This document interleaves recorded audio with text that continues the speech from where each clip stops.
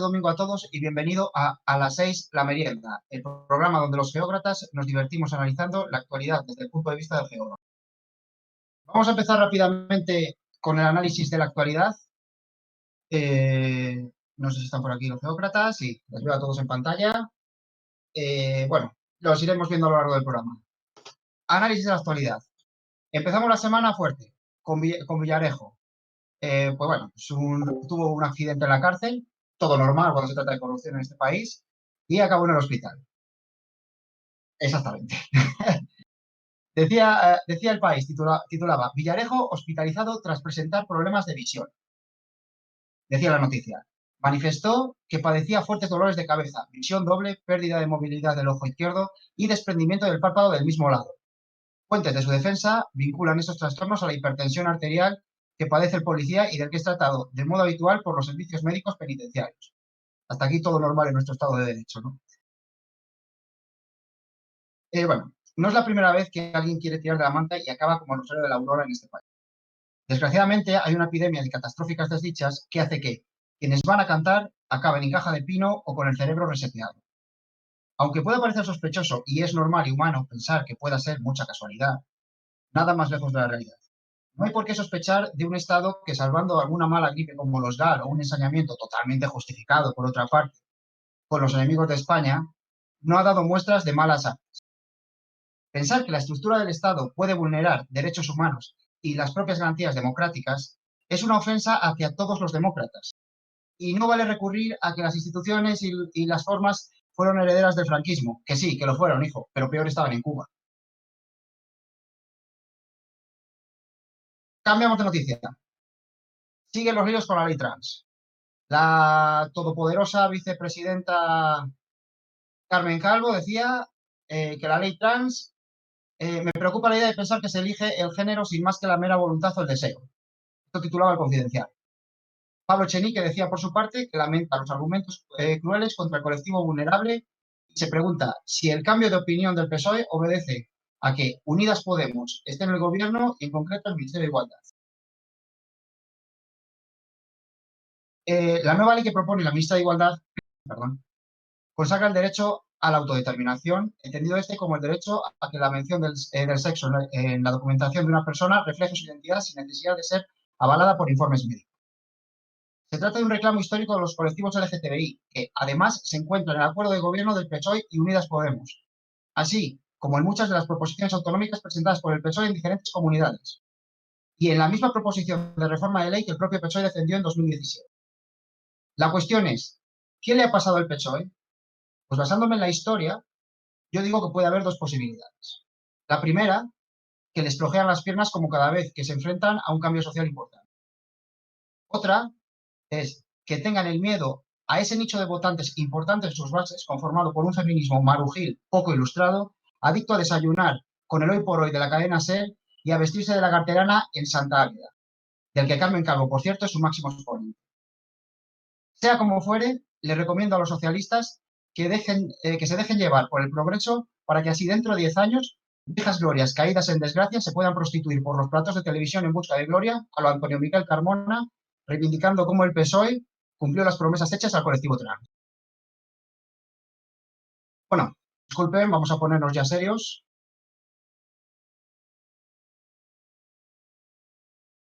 Voy a poner el pin.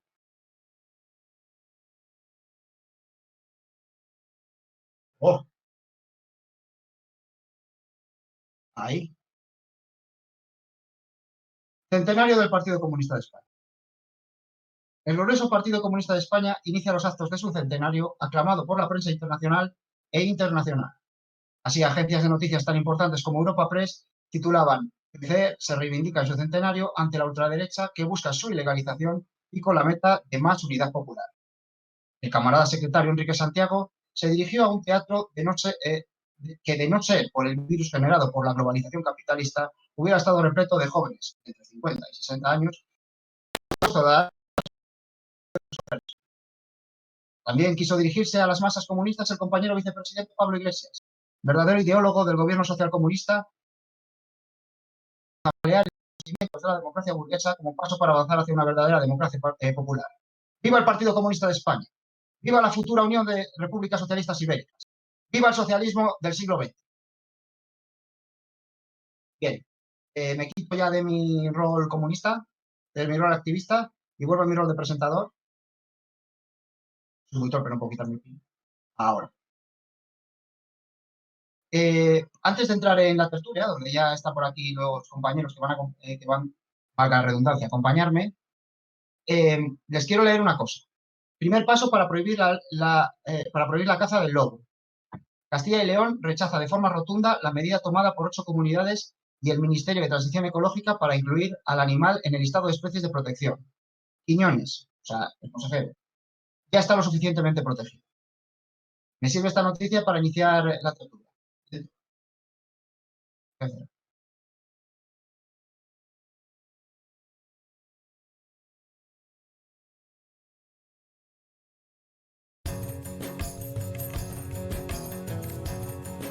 La tertulia de Juanfran.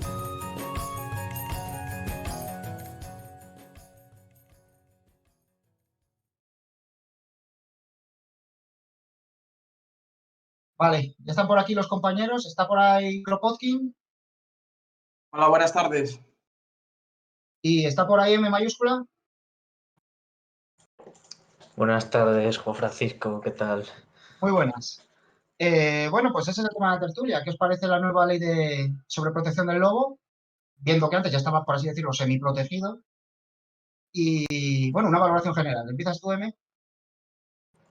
Bueno, protegido ha estado siempre. Vamos, llevo muchos años protegido. La única diferencia es que se entendía que se trataba de una especie cinegética que ha dejado de serlo con la última votación, pero protegido ha estado siempre. Eso no ha variado. Es simplemente el cambio de especie que se puede cazar o especie cinegética o que no, ahora no lo es, simplemente. ¿Kropotkin? Yo pienso que ahora mismo el problema de convivencia entre lobos y ganaderos es un problema que es bastante reciente, porque hasta los años 70 generalmente no ha habido convivencia, han sido los ganaderos contra el lobo, de ahí que se dizimara mucho la población. Entonces yo creo que es un nuevo paradigma que se está dando y en el que están obligados a entenderse entre las dos partes. O sea que...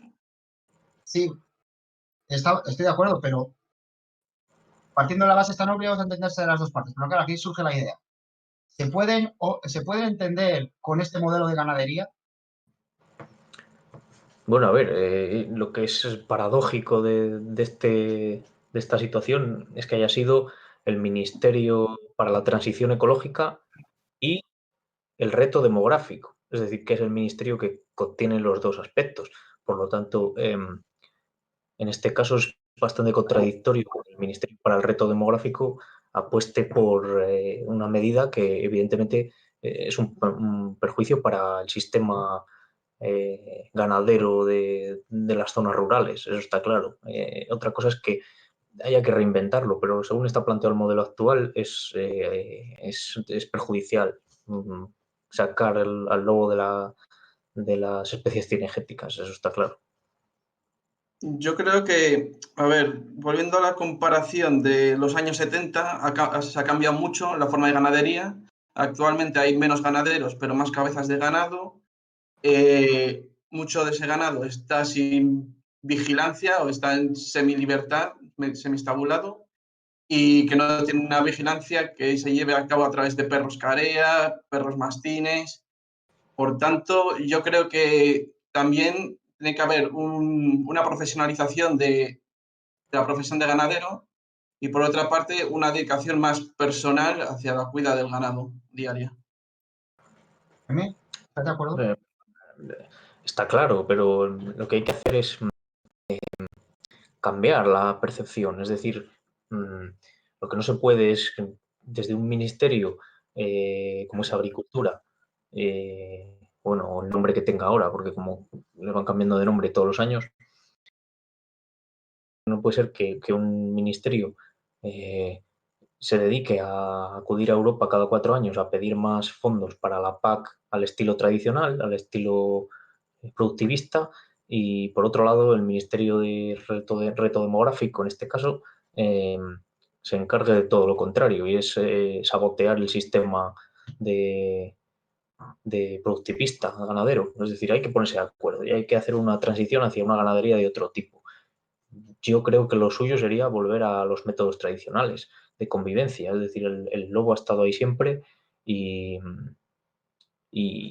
hasta el siglo XX, digamos que no ha sido cazado como tal, sino que se llevaban a cabo otras técnicas que en muchas ocasiones, por ejemplo, no conllevaban la muerte, que consistían en eh, capturar a los lobos vivos y mantenerlos en espacios cerrados durante los momentos de pasto ganadero o el trabajo con mastines, como decía Kropotkin. Es decir, que hay que hacer una transición, no se puede. Creo que ha sido absurdo la medida y creo que no va a quedar aquí porque ya han dicho que van a recurrir las comunidades afectadas al Tribunal Constitucional. O sea que veremos en qué queda todo esto. Sí, pero es curioso también cómo, viendo esto, se han opuesto, curiosamente, o sea, han estado a favor de esta medida las comunidades que por lo general no tienen problemas con el lobo. Entonces, ese peso que ellas tienen, digamos, al final, ahí no todas las opiniones deberían valer lo mismo, ¿no? No sé qué os parece. ¿Empiezas tú, Kropotkin? Pues en cierta medida, hombre, es un sinsentido que Murcia decida sobre la caza del lobo, por ejemplo, ¿sabes? Porque allí no va a llegar el problema a corto o medio plazo. Entonces, yo en cierta medida entiendo también es una posición muy cómoda la de los políticos de las regiones en las que están afectadas los lobos, ¿no? Porque, bien, yo creo que es una cuestión que es muy fácil de defender en el sector ganadero, de que al final muchas veces se matan en una comarca uno o dos lobos, que tampoco suponen tanto, porque solo tienen una manada.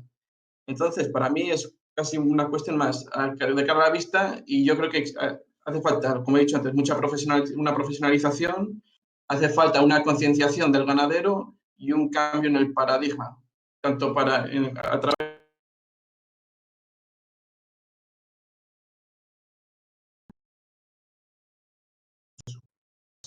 también con un sentido de tener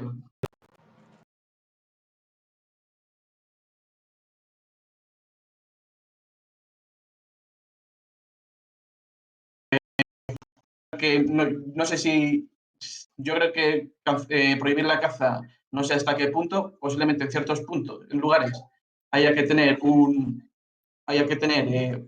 una regulación si llega a ser un problema el lobo, pero creo que también hay que hacer algo y hacer ver a los ganaderos que el lobo va a estar allí.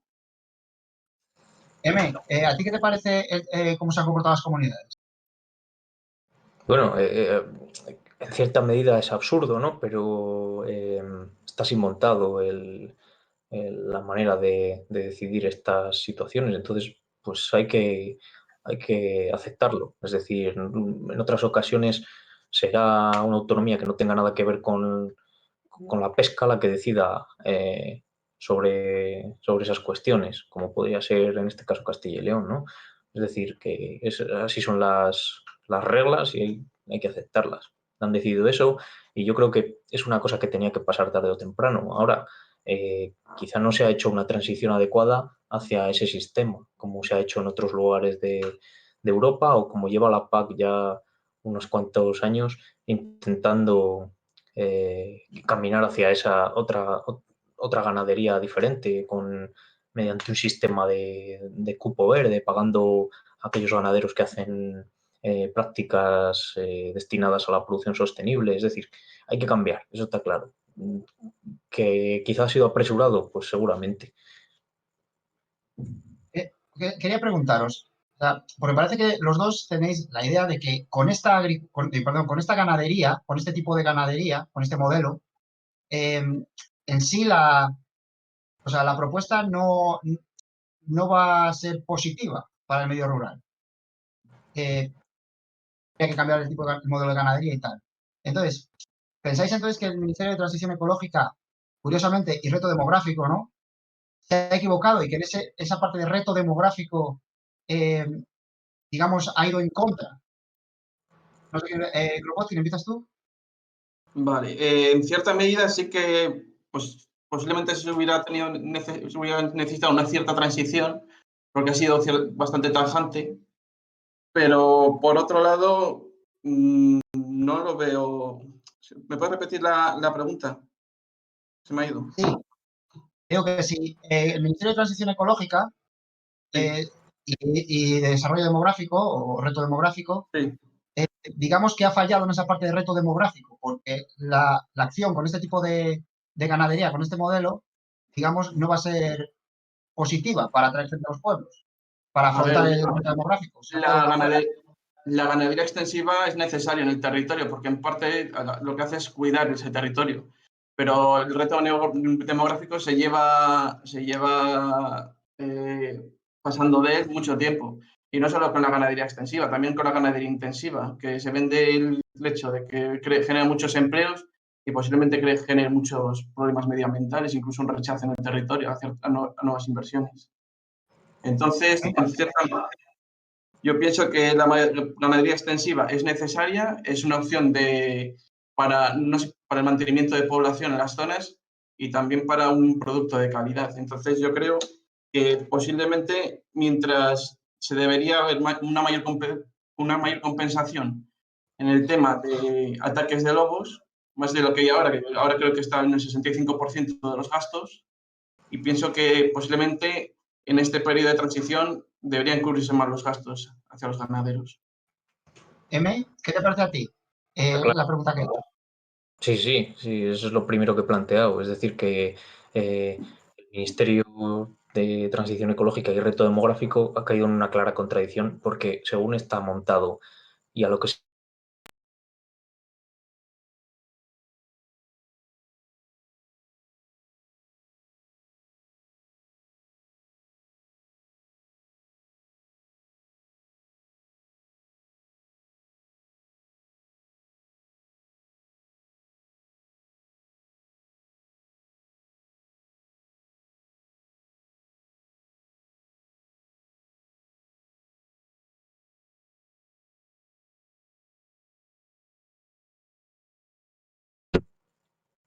prohíbes cazar el lobo cuando está claro.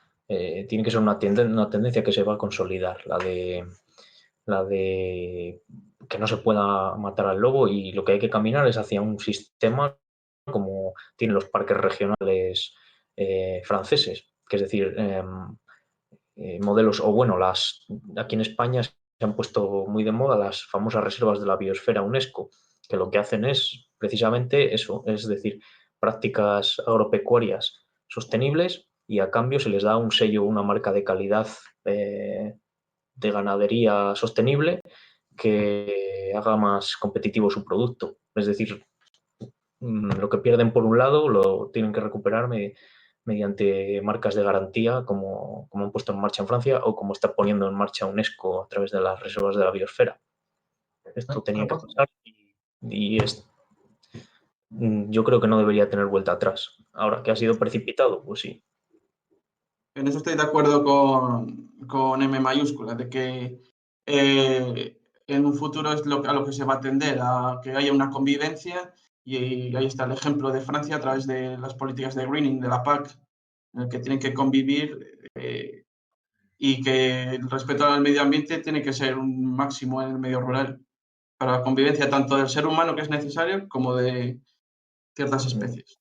Incluso puede ser un valor añadido, es decir, aquellos espacios que mejor sepan convivir con el lobo, en este caso, que tengan un sello de garantía que explique que esa carne se produce en un entorno de convivencia con el lobo.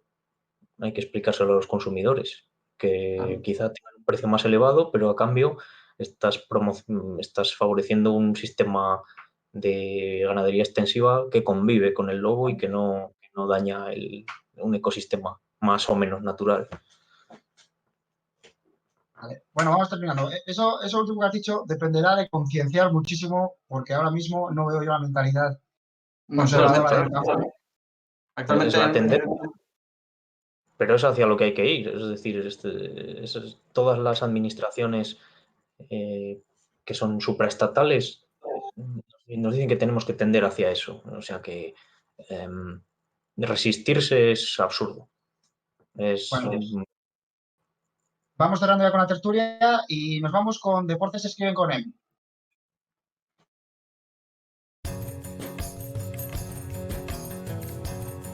Deportes se escribe con M.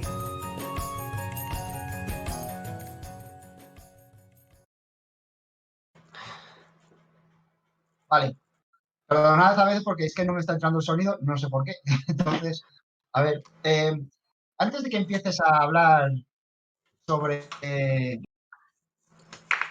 sobre todos esos deportes que prácticamente a nadie nos suenan, quiero preguntarte una cosa sobre el deporte rey, porque ha sido muy comentado la noticia que Messi, bueno, es sueldo estratosférico. Yo no te quiero preguntar tanto sobre el contenido de esa noticia porque al final, bueno, mira, si se lo quieren pagar y lo genera, yo personalmente, pero la duda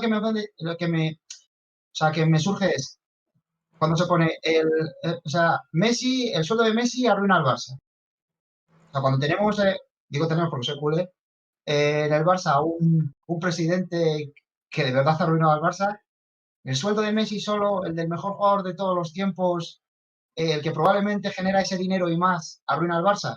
¿Tú qué opinas? Bueno, que en este caso te diría que a mí ni me va ni me viene porque no soy del Barcelona.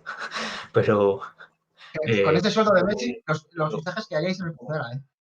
pero bueno, da igual. Iban a ganar los mismos partidos, creo. Lo que voy es que parece, o sea, quiero decir que estás criticando al presidente, pero en el Fútbol Club Barcelona al presidente lo eligen los socios. Sí, sí, es de lo mejor que tiene el Real Madrid y el Barcelona, por supuesto. Pues, que disfruten lo votado, Es verdad. ¿no? Pero venga, empezamos con tu sección, ahora sí. Bueno, a ver. Pues tengo que empezar, como empecé la semana pasada con la selección de balonmano, hoy tengo que empezar con otro de los deportes minoritarios de nuestro país, pero que me parece bastante relevante, que es la selección española de rugby, que ha ganado a Portugal esta mañana y ya se ha consolidado en la segunda plaza de lo que sería el Seis Naciones B, lo que llaman el Europa Championship, que serían los equipos que están detrás de la segunda división de las selecciones. Y ha ganado 25-11 a Portugal y se ha afianzado en la segunda plaza por detrás de Georgia, que es inalcanzable a día de hoy. Así que yo creo que un magnífico resultado, además para ese deporte que tanto nos gusta por su tendencia colaborativa, ¿no? Por otro lado, no puedo dejar pasar estos momentos para hacer una alusión a la carrera ciclista que se ha celebrado en Francia, concretamente en el Languedoc-Rosellón, la Estrella de Bessèges, la cual ha finalizado hace unas horas y ha ganado Tim Wellens del en segundo lugar, Michael Kwiatkowski, el eterno corredor de Ineos Grenadiers, en segunda plaza, y Nils Politt ha quedado en tercera posición, el corredor del Bora.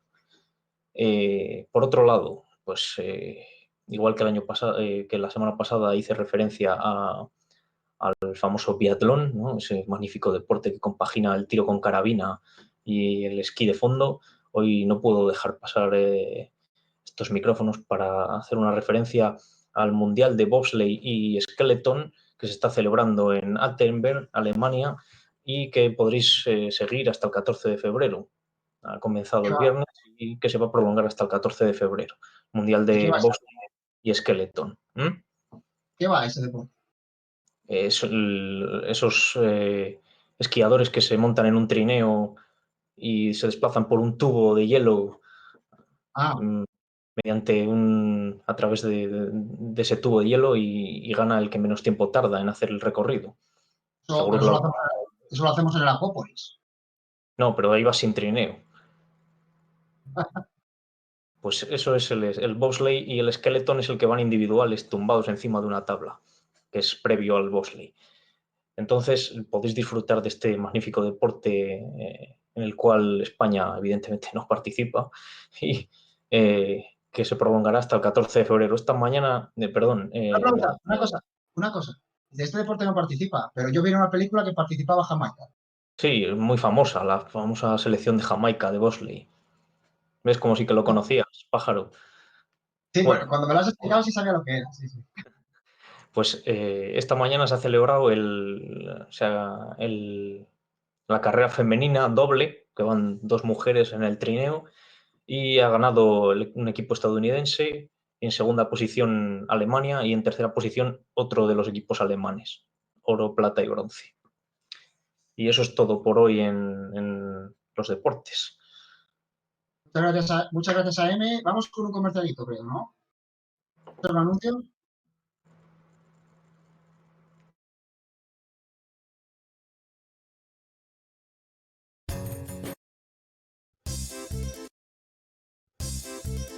¡Ey! Recuerda, este viernes el Ayuntamiento de Castillo de la Sierra te invita a su Feria Chica. A las 10, becerrada. A las 12, pancetada popular. Para comer, casetas regionales y por la tarde carruseles. A las 8, pelea a navajazos con los quintos de Castillo del Valle.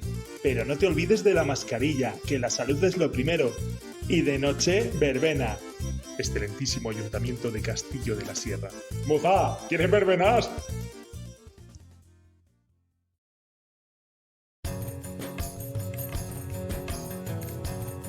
La falacia de la semana.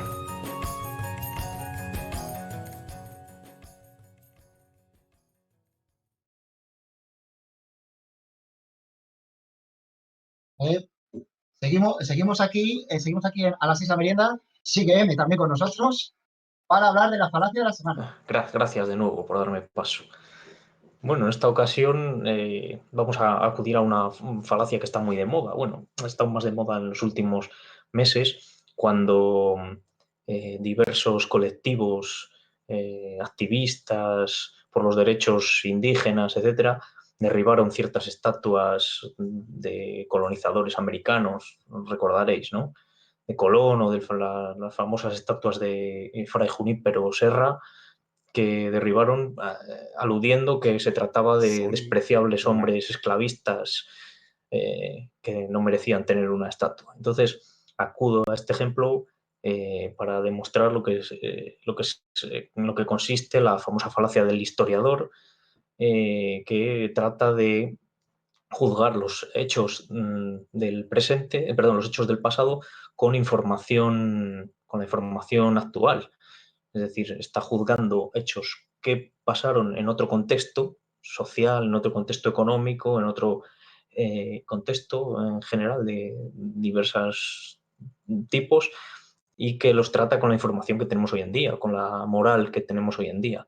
Y en eso consistiría la famosa falacia, ¿no? Últimamente se ha hecho con las estatuas o con las placas de Largo Caballero y de Indalecio Prieto en Madrid, precisamente aludiendo a esto, actos que llevaron a cabo en un contexto determinado, como es la guerra civil o los momentos previos a ella, y se están juzgando con información actual o con premisas o ética contemporánea. Y esa sería la falacia de esta semana, la falacia del historiador que hace alusión a estos hechos. Esas falacias muy utilizadas en política, ¿no? Y sobre todo por movimientos nacionalistas y regionalistas para ensalzar su parte de la historia, ¿no? En el caso de Indalecio Prieto y compañía, del nacionalismo español conocido como nacionalcatolicismo. Pero en la cosa de los esclavistas, en el tema de los esclavistas, por todos los nacionalismos de izquierdas, emancipadores, positivos, desde mi punto de vista, pero que utilizan esas técnicas. Sí, bueno, no solo nacionalismos, es una constante en nuestro día a día.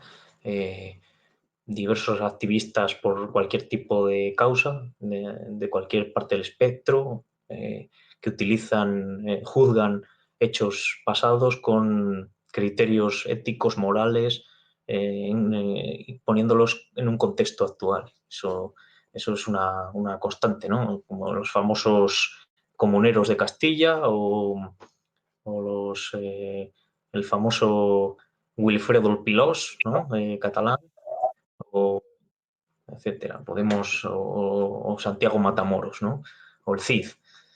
Es decir, que se llevan a cabo esta falacia de forma constante y estamos aludiendo a este tipo de falacia muy lejos en el tiempo, pero hay falacias de este tipo mucho más cortas que se están sucediendo y probablemente esta semana vamos a ver algunas en el contexto catalán acerca del referéndum o bueno, del referéndum del 1 de octubre que se juzga lo que pasó en esos momentos con la información que tenemos hoy en día o las falacias históricas que se hacen al respecto de los papeles de Bárcenas, ¿no? Y de la corrupción del PP. Se juzga con la información actual hechos que sucedieron en otro contexto. Pues muchas gracias, M. Vamos ya con Inspira, Conspira. Dentro cabecera.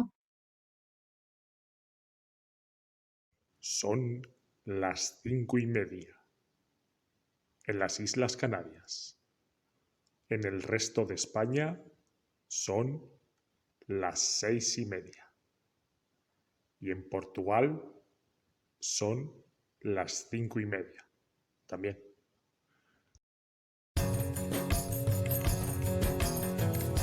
Inspira, conspira, inspira, conspira.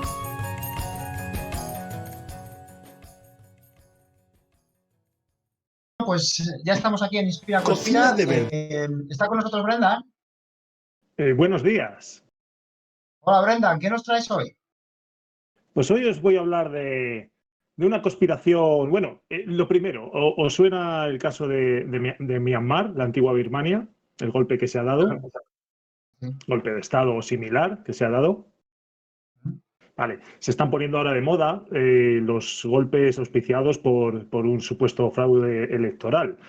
Como puede ser, también ha pasado algo similar en Estados Unidos, algo similar en Venezuela. Bueno, en Venezuela siempre pasa, siempre están diciéndolo. En ese sentido, yo me he hecho la pregunta, ¿qué es lo que pasa con Bolivia? Bolivia, ¿Se donde pregunta usted ganó. eso, señor Gómez? Sí, pero en las últimas ya ganó el candidato favorable a Evo Morales, ¿no? Después de Cierto que es. dicen que hubiera dado un golpe de Estado, sectores del ejército, de la ultraderecha y de la famosa iglesia evangelista, ¿no? Claro, tenga usted en cuenta, Luis Arce ahora mismo está gobernando con el 55% de los votos. Sí. Una cantidad bastante alta. Sí que es cierto que Evo Morales, el anterior presidente, gobernó de las elecciones anteriores, no en las fallidas, sino en las anteriores reconocidas o legales, gobernaba con más de un 60%. ¿Qué es lo que ha pasado entre medias? Pues bueno, pues tiene usted razón. Ha habido ahí un golpe, unas cuestiones, ha habido una conspiración de la cual voy a decir sus claves. La primera es una conspiración que ha buscado un motivo objetivo, ¿no? Como todas al final. Este motivo objetivo se basaba en la reelección de Evo Morales, según la Constitución que él mismo propuso y se aprobó debidamente. No podía haber más de dos mandatos, este sería el cuarto. Bueno, el primero siempre quedaba en duda. Y bueno, pues al final Evo Morales se intentó reelegir otra vez, presentarse a las elecciones. ¿Qué es esto lo que supone? Bueno, pues que se intentó reelegir mediante haciendo caso omiso a un referéndum que él mismo convocó también para que la población en 2016 le dijera pues si se podía presentar otra vez o no. No hay voces de que se fuera vinculante, pero bueno, se ganó el no por un 51%. Eso empezó a generar una crispación que aprovecharon pues los elementos que querían quitarle de en medio. Y luego otra, el fraude electoral, que es el tema de moda ahora mismo cada vez que hay cualquier tipo de elección o de cuestión o de intercambio de gobierno que no guste a ciertos sectores. Ese fraude electoral se basa en que en las elecciones celebradas en 2019, pues hubo voces de que en el escrutinio pues no hubo algunas interrupciones que no funcionaron. no funcionaron y que hicieron que Evo Morales ganara en la primera vuelta sin tener derecho a ello según los sectores protestantes, digámoslo así, protestantes no por religión, sino por acción en ese momento. Posición, sí. Eso es. ¿Qué es lo que pasa? Pues bueno, pues que se da otro caso, ¿no? Después de encontrar una razón objetiva que internacionalmente gustaba, además uno de los primeros fraudes electorales, no como ahora, que ya es como ha perdido credibilidad el que acusen de fraude electoral, en esos momentos era más sensible el tema. Pues bueno, pues el poner en marcha el juego de palabras que para no llamar golpe de Estado a lo que sucedió. Y es verdad, es discutible que fuera un golpe de Estado. ¿Vale? Es verdad, es discutible. Pero Sí, claro, ¿qué es lo que pasa? ¿Cuál? Perdona. Se hizo más o menos con dentro de la Constitución ese golpe, ¿no? O sea, utilizando los mecanismos legales.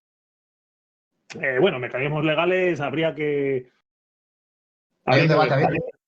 Habría que verlo, sí, hay un debate abierto. Pero es verdad que como golpe de Estado, o sea, sí que se intentó, oye, pues es a lo mejor de valorar, ¿no?, estratégicamente a esos sectores, se intentó que cosméticamente, o sea, aplicarle una cosmética al asunto para que por lo menos hubiera duda a la hora de llamarle golpe de Estado, e internacionalmente también pues hubiera los sectores más reaccionarios y más partidarios de estos grupos golpistas, pues tuvieran una razón, un clavo al que agarrarse para poder defender esta acción.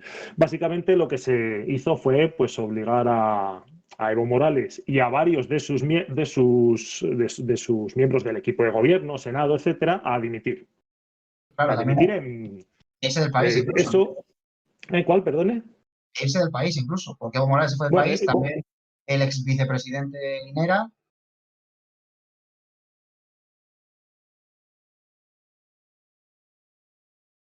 ¿Está Brenda por ahí? Sí, estoy ahora mismo. Y ese del país, bueno, eso fue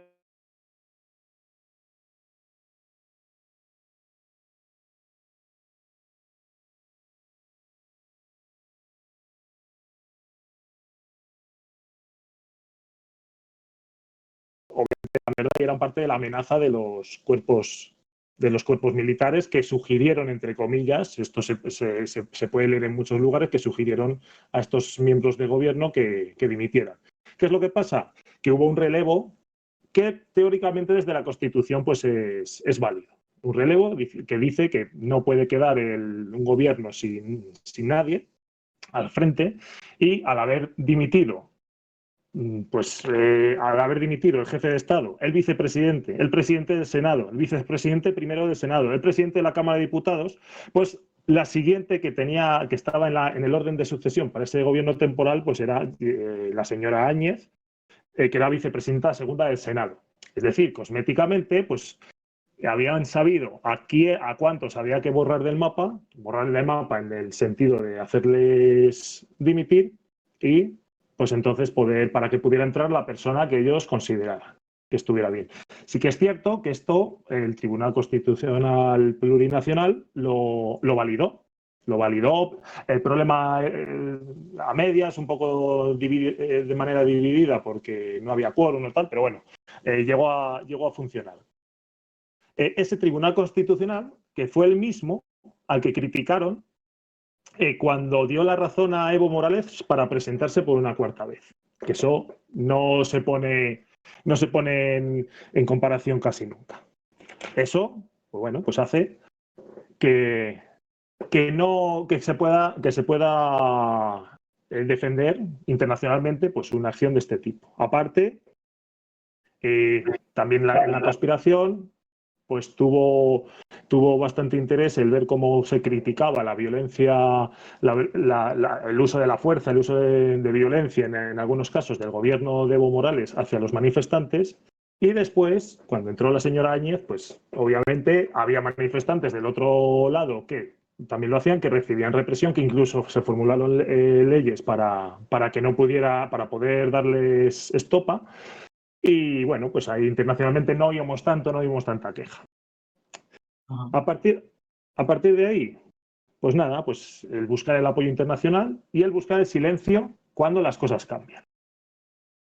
¿Y cuándo las cosas cambian? Pues cuando hay unas nuevas elecciones y pues vuelve, digamos, a arrasar, y en este caso, aunque no sea con datos superiores a los de la última elección válida, sí que son mayores. Luis Arce ganó con más porcentaje del que iba a tener Evo Morales en esas elecciones fallidas. Con lo cual, cuando tienes un país en el que gobierna una corriente durante un año, realiza las medidas que quiere, tienes a todo el apoyo internacional a tu favor o a bastante, a los de la mayor parte de los países occidentales, y encima pierdes votos porque digamos que el grupo de Carlos Mesa tuvo la mitad de votos de lo que tuvo en las fallidas a lo que tuvo después en estas de 2020, pues bueno, pues entonces se puede decir que hay una conspiración en la que el pueblo no estaba muy de acuerdo en que se hiciera. Cierto es que a lo mejor no había sectores que preferían que no fuera Evo Morales el candidato, pero bueno, pues se puede decir que no estaban por la labor tampoco de que gobernaran las otras personas. ¿Y qué puede haber detrás de esto? Detrás de toda esta conspiración, aparte de elementos internos, como todo el tema de querer luchar contra las medidas contra los indígenas, ¿no? Y contra las medidas sociales que se estaban imponiendo, pues también, pues bueno, pues todo el tema sobre todo de las privatizaciones y nacionalizaciones de recursos naturales como son el litio, que ya se ha hablado y se puede leer bastante por allí, por internet. Y luego, aparte, que obviamente quitar a Bolivia de gobiernos afines a Evo Morales, pues era una victoria estratégica muy importante para Estados Unidos y otros países. Que la verdad es que en ese caso pues no han conseguido. Ha sido una conspiración en teoría fallida, lo pueden dar como victoria porque es verdad que Evo Morales no sigue siendo presidente de Bolivia, pero ha sido fallida. Y en principio, sobre este tema, sí. Nada, preguntaba, porque lo asimilarías un poco, porque hoy hay elecciones en Ecuador, lo asimilarías un poco a lo que ocurrió en Ecuador con Correa. Vamos, con Correa, partidos de Correa, porque ya Correa no se presentaba. Obviamente en Latinoamérica cada vez está más abierto todo este tema de fraude y de problemas con los cambios de gobierno, las reelecciones de candidatos. Entonces no va a ser raro que lo veamos en otros países. Y lo único que sí que es cierto que cada vez, y como está pasando ahora mismo, sobre todo con Myanmar, que me está sorprendiendo, que habrá que ver qué razones, qué hay por detrás de todo eso.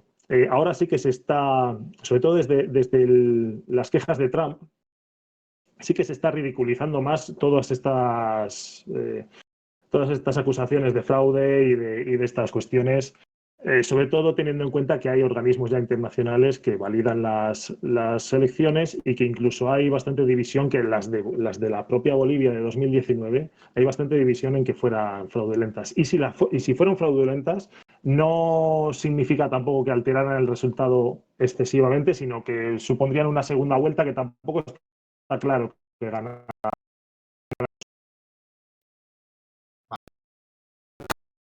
¿Terminamos, Brendan? Sí, a partir de ahí, pues nada, sí que les quería anunciar a los espectadores y espectadoras que a partir de ahora también tendremos una sección de análisis electoral de diferentes lugares que se va a llamar el Carrusel Electoral. Bien. Que esperemos que quieran seguirlo con nosotros y bueno, pues a partir de ahí nada más. Y también, bueno, comentarles que les tengo que dejar porque, bueno, tengo que ir con mi señora de paseo, que he quedado con ella, para ir a andar por el pueblo delante de la lluvia, por debajo de la lluvia. Un saludo a su señora. De su parte, señor Gómez. Muchas gracias, Brendan. Seguimos, creo que teníamos unos anuncios y pasamos con el narcoblandengue, ¿no? Cocina de verdad y sin sufrimiento de inocentes, pero gustosa y divertida, con todo lo que esperas de una food truck. En la Plaza Froilán I, todos los jueves y domingos ven a La Canibaleta. Disfruta de nuestros bocadillos de tocino de liposucción, hamburguesas de apéndices y amígdalas y deliciosos chips de menisco. Ponte las botas en La Canibaleta.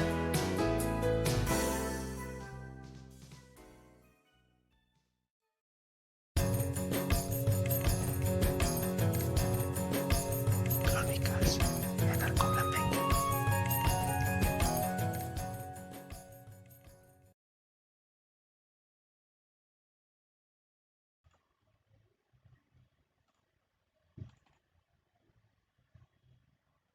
Bueno, estamos en Crónicas de la Narcoblandengue. El hombre que Más sigue los allá pasos de las de Urruti. vías. Perdón. Una ráfaga imprevista.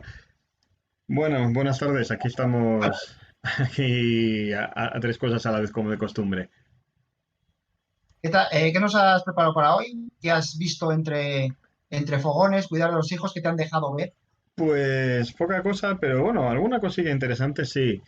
He intentado por todos los medios escapar del maldito tema de Andorra. Lo he intentado, pero es imposible. Totalmente imposible. Ahora con todo este jaleo encima, el debate, por llamarlo de alguna manera, en el programa de Fricker Jiménez y demás, y bueno, que parece que había una voz levemente discordante. No me he puesto a verlo. Estoy demasiado harto del tema como para ponerme a ello, pero parece que había una voz levemente discordante, pero me temo que no tanto como para discordar de verdad. Y ha hecho la clásica de... No exactamente una falacia, ¿no? Pero la clásica de decir, oh, no, mira, tengo gente de todas las opiniones cuando tienes a una persona de la opinión que no te interesa y se la come. Y te legitima, ¿no? Parece que tienes... Lo hace mucho, realmente. Así se las ha apañado para acertar tanto con la pandemia. Tenía gente que decía de todo. Y ahora nos acordamos de, oh, ya avisó, ya avisó. Sí, pero lo mismo también tenía uno hablando del 5G y los microchips en las vacunas. En fin. Quizás es el problema y el peligro, ¿no? Porque al final, programas como el de Iker Jiménez, al final lo que hacen es poner la duda sobre consensos amplios que ya están acordados por la mayor parte de la sociedad. Y de pronto él abre otra vez la caja de Pandora del negacionismo, de muchos problemas, ¿no? Que ya hay un consenso amplio en el sentido de que hay que avanzar por una dirección progresista y de pronto él lo da la vuelta. Pues sí, efectivamente. Y ya te digo, esta forma de un poco de dispararle a todo lo que se menea, ¿no? Que obviamente así es fácil acertar. Lo que pasa es que, bueno, es el sesgo. Ahí sí que hay un sesgo importante, que es el sesgo de confirmación de decir, oye, mira, acertó con esto. Y ya, joder, pero también falló otras 20 veces en el mismo programa. En fin, el caso es que vamos, me resulta curioso y me da un poco de miedo cómo todo este tema está sacando a la luz y encima dándole una plataforma importante a gente que de otra forma no la tendría y a gente, bueno, he estado pensando entre esto y que he estado viendo, me he estado revisando, hablábamos hace poco en Petit Comité entre nosotros de los incel y demás. Eh, Creo que esta temporada voy a revisarme, me estuve revisando el vídeo de ContraPoint sobre los incel y creo que se viene una temporada de mucho hablar de este tipo de identidades y de subculturas de la red y es posible que dedique la sección durante varias semanas a ello, porque me parece que es interesante, ¿no? En este caso tenemos aquí una confluencia un poco peculiar de la gente que se pone una serpiente del avatar de Twitter por la famosa banderita amarilla de la serpiente, del no me pises, el don't tread on me, que ahora muchos se han puesto también la banderita de Andorra, que, en fin, la mayor parte de la gente que tiene la banderita de Andorra en el nick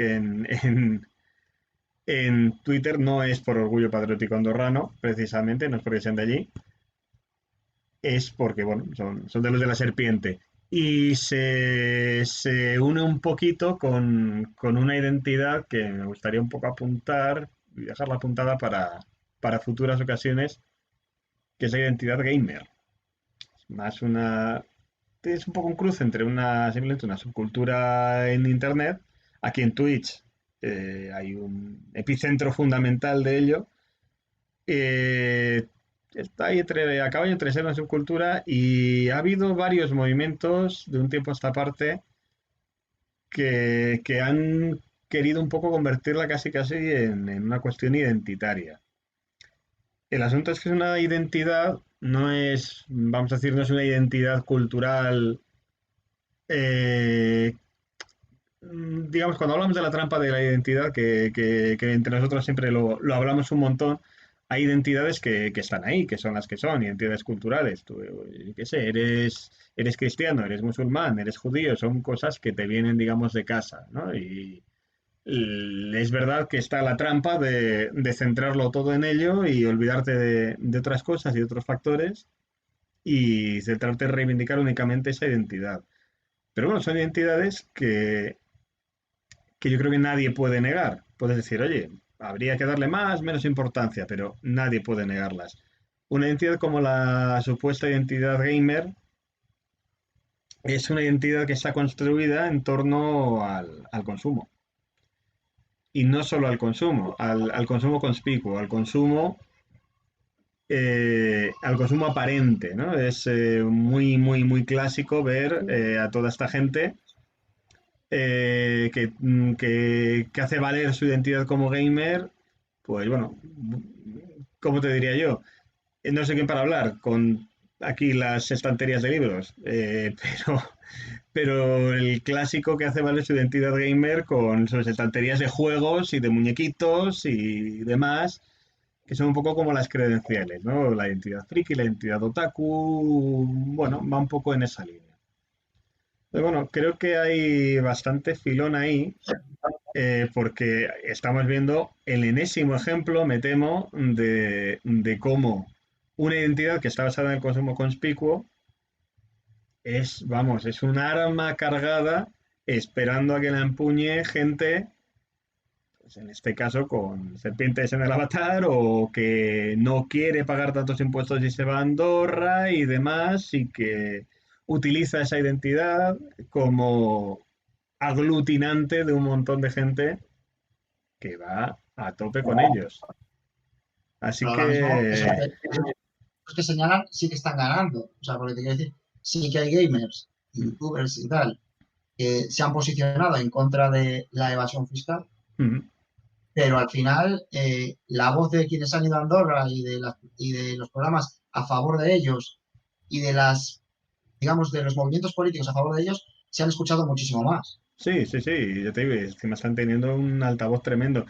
Y bueno, hay movimientos también en Internet como el de no les des casito, ¿no? Que proponen el intentar evitar la confrontación directa, el decir, oye, mira, ir indirectamente, es decir, se está hablando de estos temas y aquí están mis argumentos en contra.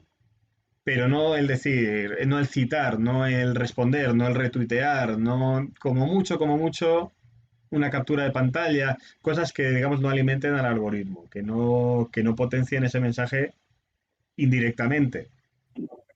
Porque es verdad que al final se alimenta, se alimenta, se alimenta, se hace una bola de nieve y alguien lo decía hace poco, decía, oye, hace 3 o 4 años yo tenía a un tío blanco hetero metiéndose conmigo, personalmente conmigo, contra mucha gente y se le empezó a dar bombo, se le empezó a dar bombo y el tío ha tenido una plataforma para sus ideas en muchísimos sitios, ahora está de capa caída, está baneado en Twitter y demás, pero bueno, que tuvo un pico de popularidad que le expuso a mucha gente y que en buena medida vino de esa forma de confrontarlo, ¿no? En lugar de confrontarlo eh, indirectamente, se le confrontó directamente y lamentablemente eso a veces alimenta ideas que no,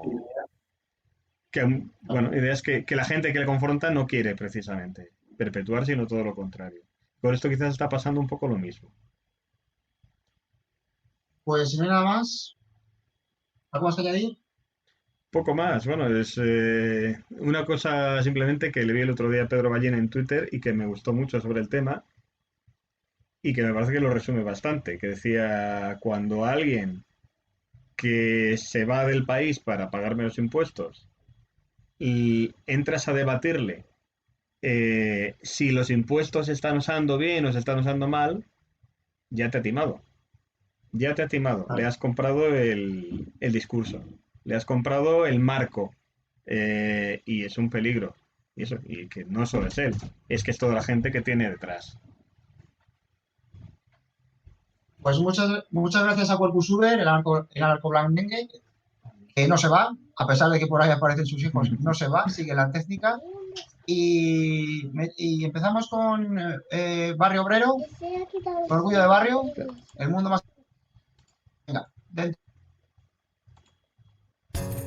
Tienes cariño, has llegado justo cuando estaba acabando. Barrio Obrero, más allá de las vías.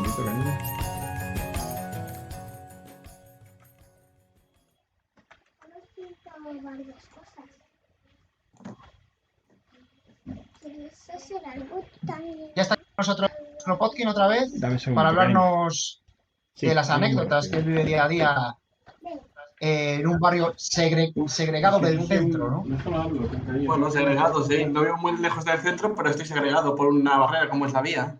Tienes literalmente un muro ahí, o sea, tú sabes lo que vivieron en el muro de Berlín, por así decirlo. Bueno, puedo pasar. Yo puedo pasar. Los berlineses del este no tenían tanta suerte. Bueno, ¿qué nos traes hoy? Pues mira, hoy venía a traer, pues mira, hace menos de un mes he ido al Cosetodo, a que me pusieron una cremallera. Fui al zapatero a cambiar unas tapas de zapatos y también fui a un taller a cambiar las ruedas del coche. Y se me vino a la cabeza si esos negocios de reparación, ya sean de ropa, calzado, de coches, si eso es extrapolable a otros barrios con un mayor poder adquisitivo. Entonces, mira, yo tengo la experiencia de ir, por temas familiares, de ir mucho a San Sebastián, y por temas de que he vivido a Madrid, iba a unas charlas a la Fundación Juan March y iba por el barrio Salamanca, y me iba fijando en los comercios. Es algo que me gusta, ir fijándome en los comercios y me...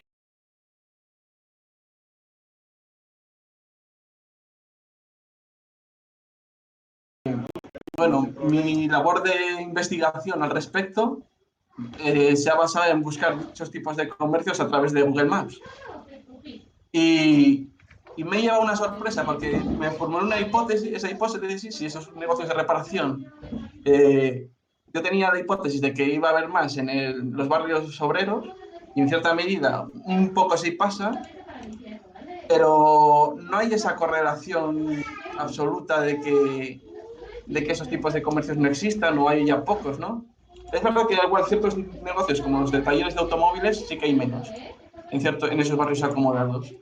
Pero temas de cosetodos y zapateros sí que existen, igual un poco en menor medida, pero sí que existen. Y eso me lleva a pensar que igual llevo tarde este análisis de ese tipo de negocios, porque claro, todo este paradigma ha cambiado. Las formas de producir y de fabricación se han vuelto de peor calidad y se han externalizado, lo cual ha llevado menos costes. Y al llevar menos costes, posiblemente mucha gente, en vez de reparar lo que sale más caro, lleve a comprar nuevos negocios, nuevos productos. Entonces, me lleva a la cabeza de que, claro, el comercio a lo largo del tiempo que llevo viviendo aquí, pues ha ido cambiando, y muchos de estos negocios de reparación de coches menos, porque eso se sigue reparando, pero de zapaterías y de cosetodos han ido cerrando, y ese modelo productivo ha llevado a una crisis, ha agravado también la crisis del pequeño comercio en los barrios de trabajadores. Y ves muchos de esos comercios de reparación cerrados, en alquiler, en venta, muchos, hay nuevos negocios también, por supuesto. Entonces, esa hipótesis me ha venido abajo, pero claro, la consecuencia es esa, de que el nuevo modelo productivo ha conllevado no solo al cierre, sino a agravar el pequeño comercio. digamos que el consumismo a lo mejor genera que compres más cosas nuevas, ¿no? Y no arregles las viejas. Claro, y ese consumismo muchas veces acaba siendo en grandes superficies, lo cual conlleva que el pequeño comercio también de esos barrios, la gente, los pequeños empresarios, cada vez vendan menos y vayan a peor. Y eso agrava mucho. De hecho, tú vas a cualquier otro barrio de clase media o media alta o alta y es raro ver algún comercio cerrado. Sin embargo, en los barrios de trabajadores te sales de las calles principales y el panorama es desolador. Ves pollerías cerradas, mercerías cerradas, ferreterías cerradas, carnicerías cerradas, muchos bares que están cerrados y es una cuestión que se ha agravado. No se ponen alternativas a eso desde las administraciones. Pues yo lo veo muy complejo. Yo, por ejemplo, las alternativas que he estado viendo ahora mismo están muy marcadas a lo que directamente la administración puede hacer, ¿no? A través de los mercados municipales, ha habido hace poco una propuesta de hacer una venta online de esos productos frescos, pescaderías, fruterías, panaderías, carnicerías, directa a las casas, ese producto de cercanía directas a las casas. Adaptar el comercio que, claro, depende de los locales que tiene el ayuntamiento, ese comercio local y cercano, adaptarlo a las nuevas tecnologías y a los nuevos hábitos de la gente. Pues muy interesante, Kropotkin. Si no tienes nada más que decir, te despido. Pues eso sería todo. Pues entonces, muchas gracias por tu sección. Siempre interesante para los que somos frikis del urbanismo, ¿no? Y creo que tocaba un comercialito, un anuncio. Adelante.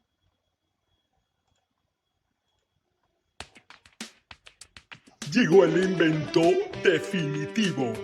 La solución definitiva a tus problemas. Se acabarán las discusiones definitivamente. Diccionario. ¿Es lo mismo comparar que equiparar? Diccionario. Hoy hace un clima muy malo. Diccionario. Boniato se escribe con H o sin H. Diccionario. ¿Cuánto es 72 más 29? Para eso no vale. Pero cómprate un diccionario.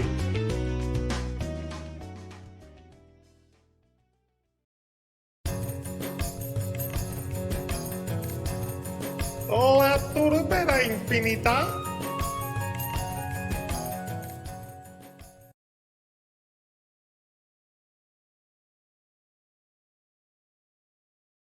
Bueno, pues estamos otra vez aquí y ya está aquí Bajezas para su sección La Turbera Infinita y creo que hoy venía acompañado además.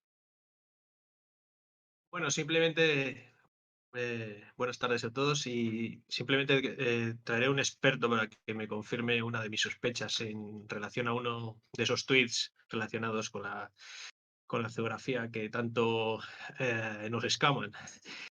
Bueno, para que nos pongamos en contexto, hoy traigo un debate que lleva ya unos meses y que trata sobre todo entre ese debate entre cómo las energías renovables a través de los aerogeneradores y las placas solares están entrando en conflicto con otro concepto que es el paisaje. El paisaje, un concepto puramente geográfico y que es siempre objeto de discusión desde el punto de vista teórico.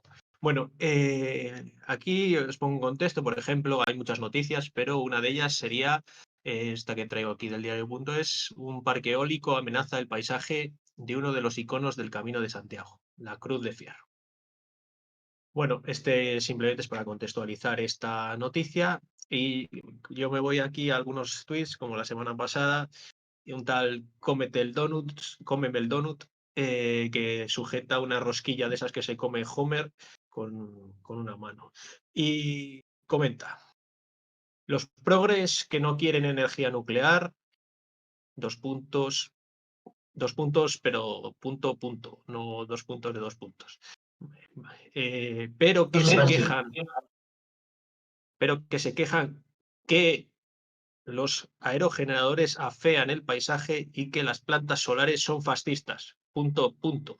Interrogante, interrogante. ¿De dónde quieren cargar el móvil? Sí. Veo que te quejas de su caligrafía, de su ortografía, perdón. Sí, también, un poco. Que los aerogeneradores afean el paisaje y que las plantas solares son fascistas. Punto, punto, interrogante, interrogante. ¿De dónde quieren cargar? Punto, y ver YouTube. Punto, punto, interrogante, interrogante. Enganchando la luz al vecino. Punto, punto, interrogante, interrogante. Bueno, todo esto, claro, yo, aparte de la redacción, quería consultar al experto que traigo hoy, que es M mayúscula, acerca de en cuántas falacias está incurriendo este señor. No sé si me lo podrías aclarar. Bueno, buenas tardes de nuevo. Buenas tardes, M. Está claro que subyace un falso dilema, subyace un dilema que no es... no sé si me escucháis, hola. Yo sí.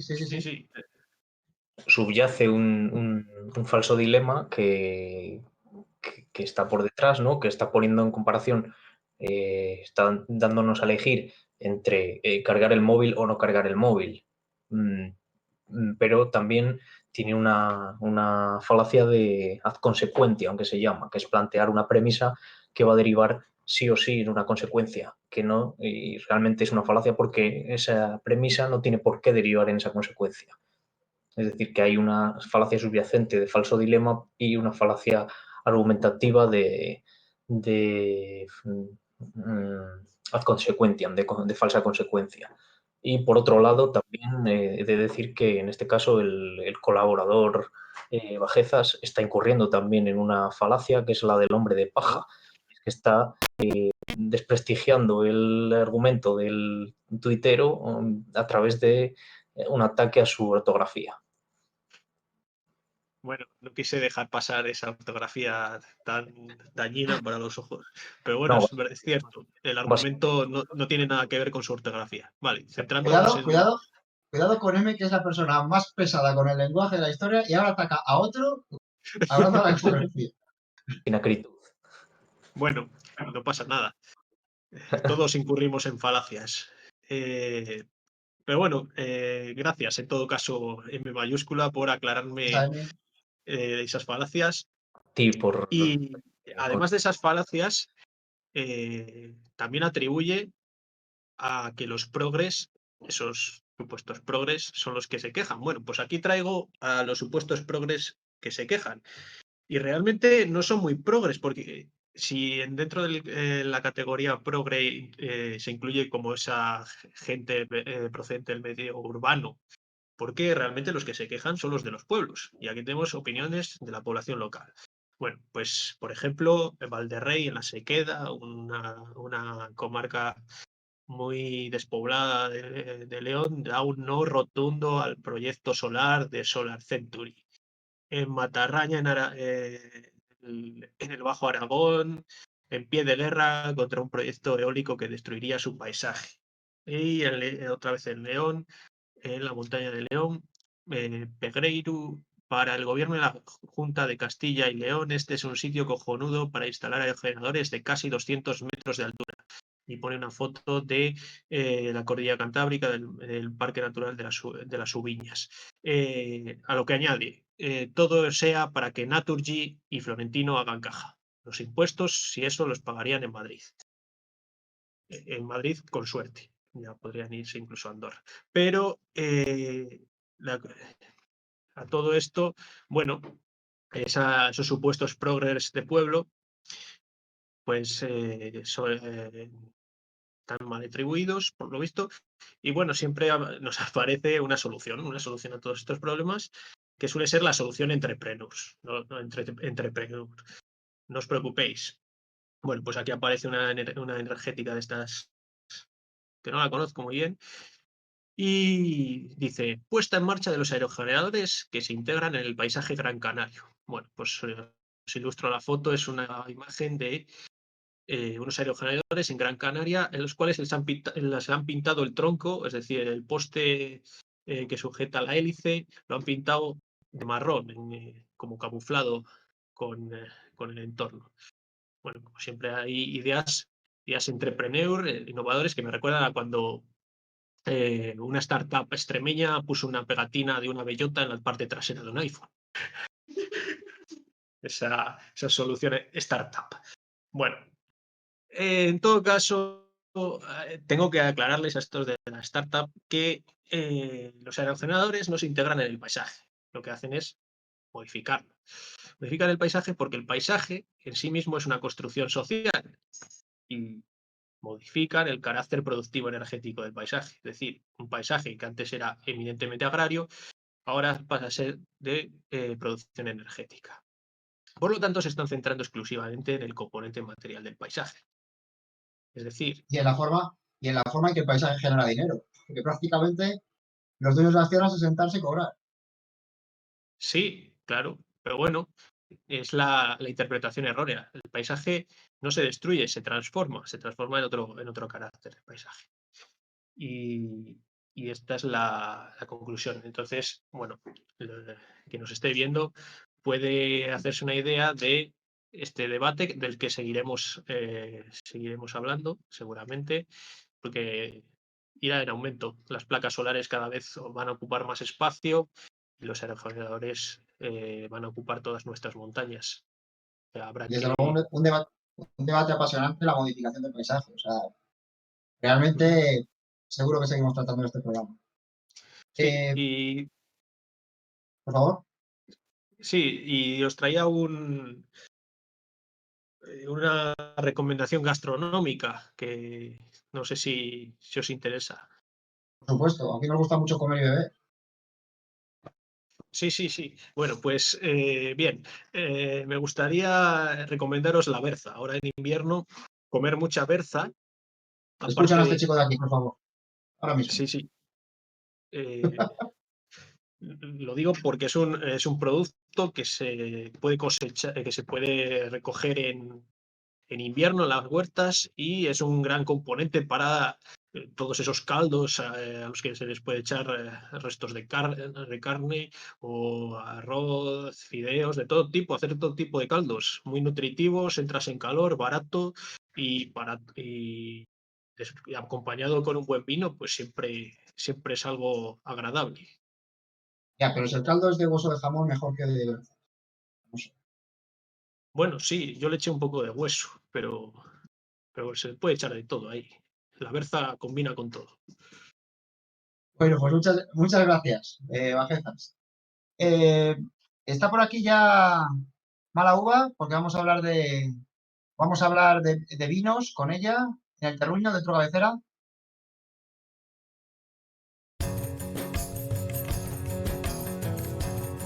¡Al terruño!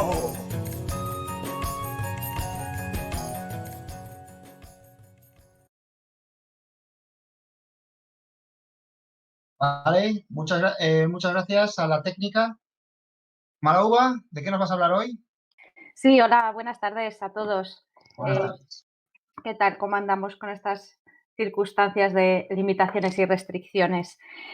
Bueno, yo hoy os traigo otro tema que está muy relacionado con el campo, como no, con esta sección del terruño, que son las heladas primaverales. Os quería hablar de este tema. Bueno, se llaman heladas primaverales o heladas tardías. Son aquellas que se producen, digamos, fuera del periodo de heladas probables, que suele llegar hasta mayo. Son las que se producen ya avanzada un poco la primavera, ¿no? Entonces, el riesgo es que se suelen producir en un momento en el que el ciclo vegetativo de la planta ya está adelantado. Entonces, los frutos están ya a la vista, ¿no? Afectan a distintos cultivos y a veces al mismo cultivo durante varios años, ¿no? Una helada que se dio, por ejemplo, en el 2017 afectó a viñas hasta el día de hoy, ¿no? A la estructura de determinadas plantas en los años sucesivos. Hay distintos tipos de heladas, como pueden ser las heladas blancas. Las heladas blancas son esas heladas en las que hay humedad, entonces la escarcha recubre la y sirve como anticongelante. Es decir, el mismo hielo, el agua congelada, protege, digamos, a la planta de ese efecto de frío. Son menos dañinas que las que os comento ahora a continuación, que son las negras. Las heladas negras se producen en un ambiente seco en el que no hay condensación. No hay agua, no hay humedad, entonces no hay ningún tipo de líquido que se pueda condensar en torno a la planta. Entonces, el frío penetra directamente en el tejido vegetal de la planta y lo quema, lo deja de un color oscuro, casi negro, de ahí que se llamen las heladas negras, ¿no?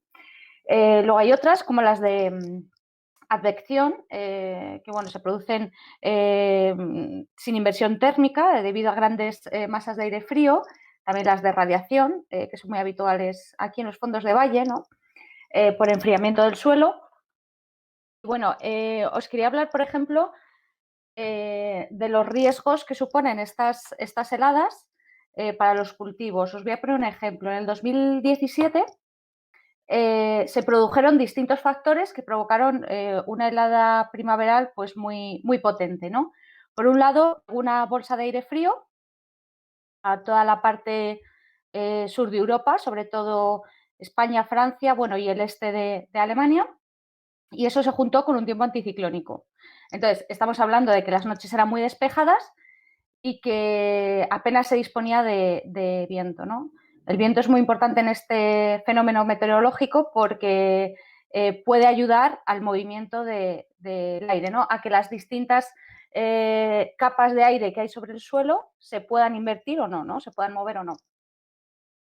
Como os comento, esta helada, que se produjo a finales de abril del 17, afectó a gran parte de las cosechas de Europa, ¿no? En el caso de la vid, por ejemplo, se produjo en un momento del ciclo vegetativo posterior al desborre, es decir, en un momento en el que el fruto de la vid, de otros cultivos, estaba ya expuesto. Entonces, el frío atacó directamente a ese fruto.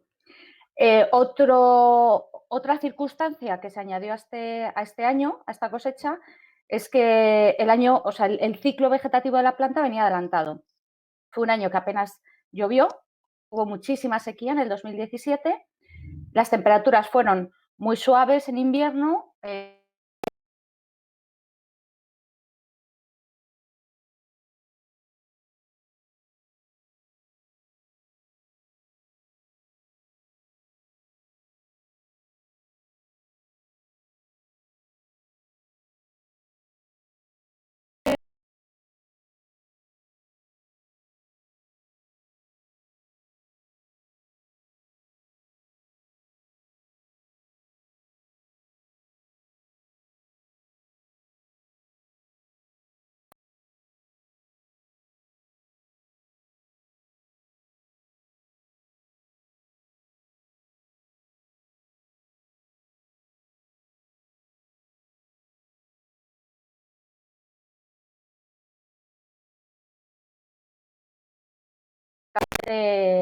Bueno, pues diezmada, ¿no? Por ejemplo, en el Bierzo el 80% de los viñedos estuvieron afectados y, bueno, pues con una gran bajada de la producción. Es cierto que, por ejemplo, en la zona del Bierzo ocurrió una cosa muy curiosa, que es que determinadas parcelas pequeñitas, porque ya sabéis que en el Bierzo hay muchísima parcela pequeña, ¿no? Hay mucha fragmentación parcelaria. Entonces, bueno, pues muchas de esas parcelas, gracias a la orientación, a la distinta orientación, se pudieron salvar. En Ribera, yo recuerdo sobre todo que no fue solo una helada, sino 2 días de helada, ¿no?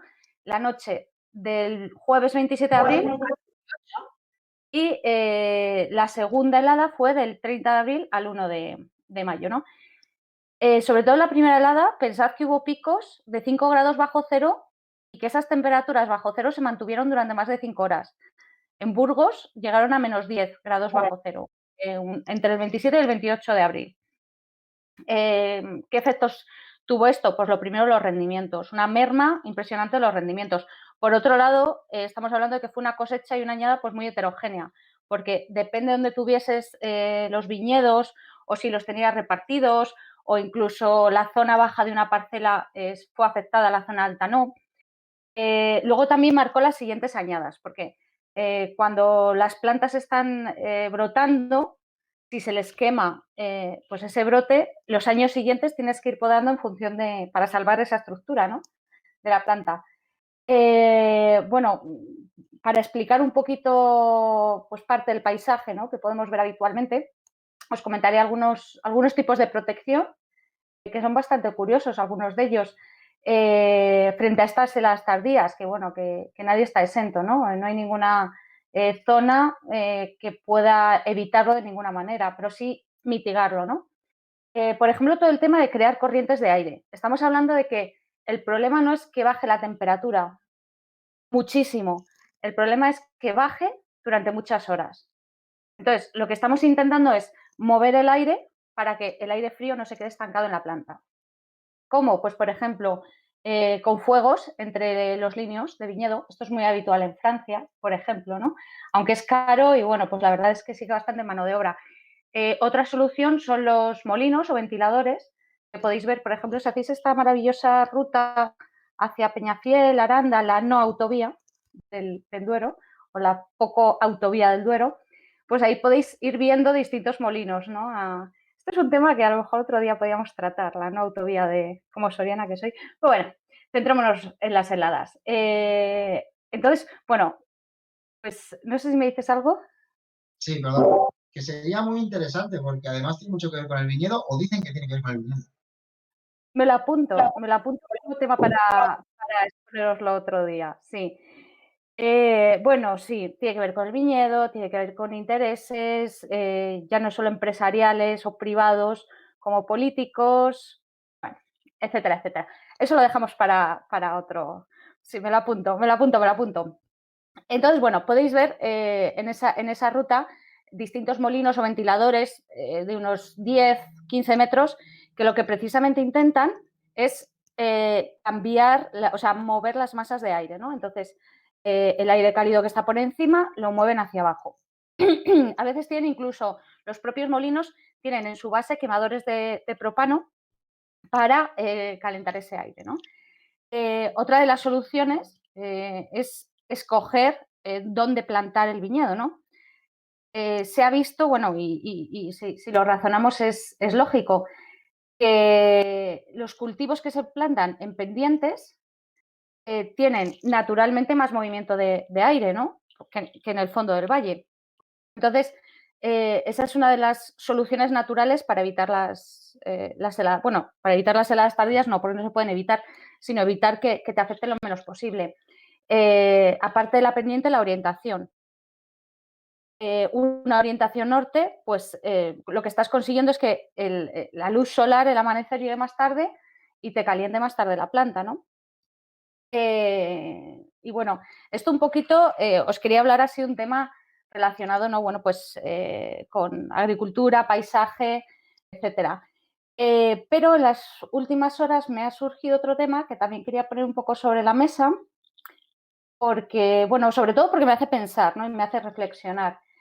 No sé si, bueno, pues nuestros oyentes han oído el tema de la ruptura del glacial en el Himalaya, bueno, que está provocando, de momento, esperemos que no vaya más, pero bueno, de momento 9 muertos, 150 heridos y creo que hay más de 15 personas atrapadas en un túnel, ¿no?, que están todavía intentando rescatarles.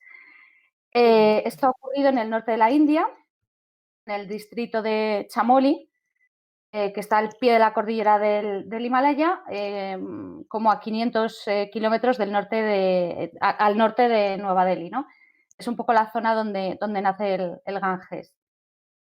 Lo que ha ocurrido es que repentinamente ha habido una ruptura de un glaciar, entonces eso ha provocado una avalancha, inundaciones masivas a través de los cauces de 2 ríos. Si no os importa los leo porque yo el hindi no, el Alaknanda y el Dauliganga.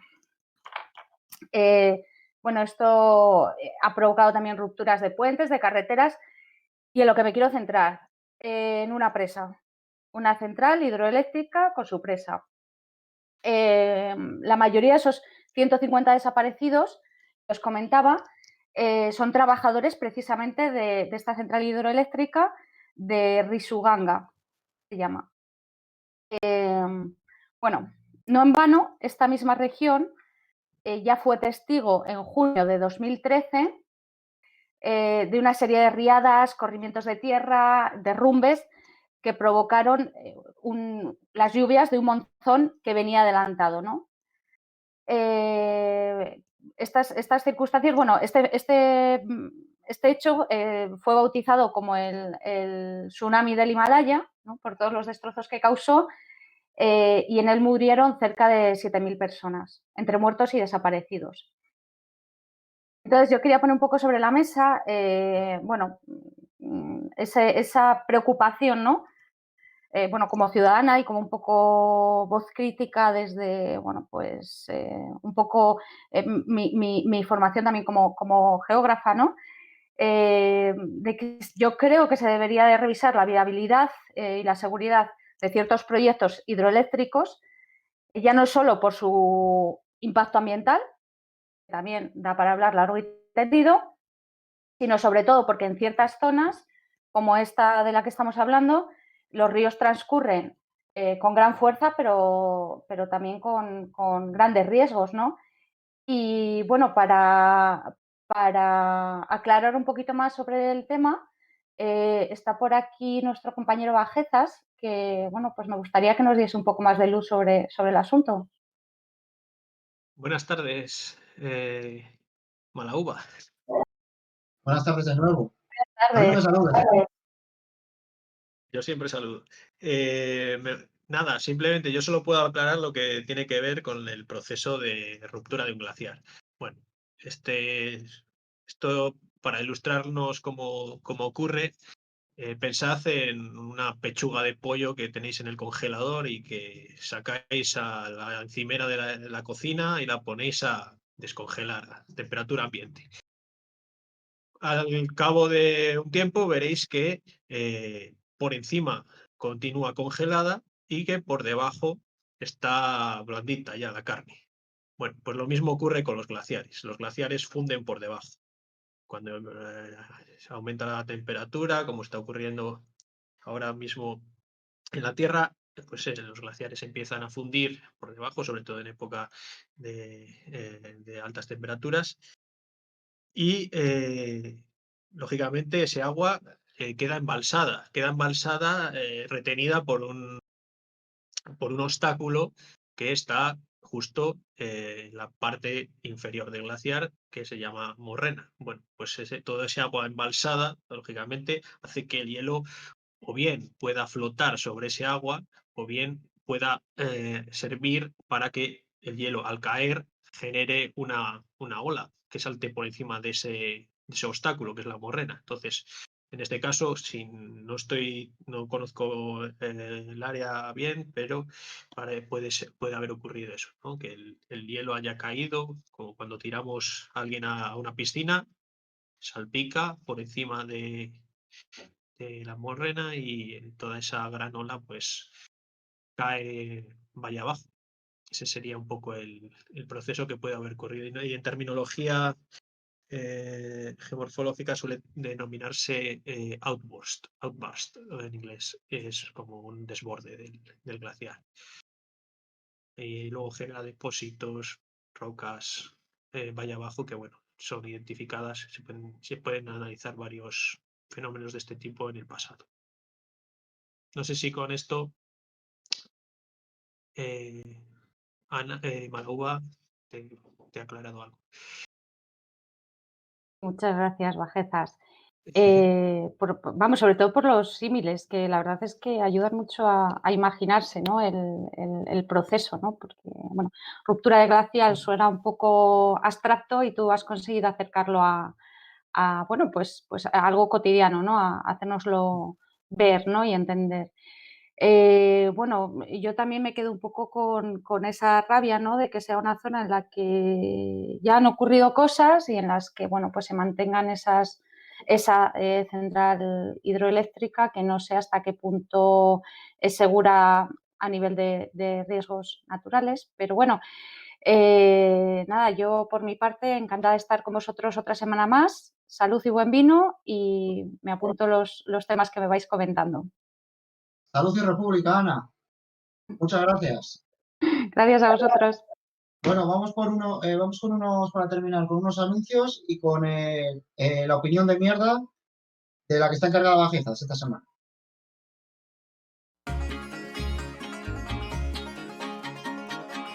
Desde Ohio, en USA, el maestro frutero Stanbird nos trae su marca más delicada, Stanbirds. No dejes de venir a nuestros establecimientos repartidos por todas las ciudades ibéricas. ¿Y esas naranjas? Stanbirds. ¿Y esos tomates? Stanbirds. ¿Y los aguacates? Stanbirds. Joder, no tienes nada bueno. Recreación de una atención real.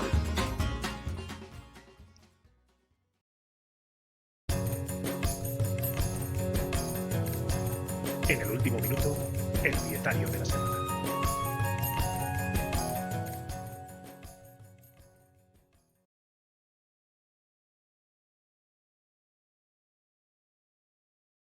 Esta semana, la Agencia Europea del Medicamento ha dado el visto bueno a la vacuna rusa Sputnik V, con un 92% de eficacia.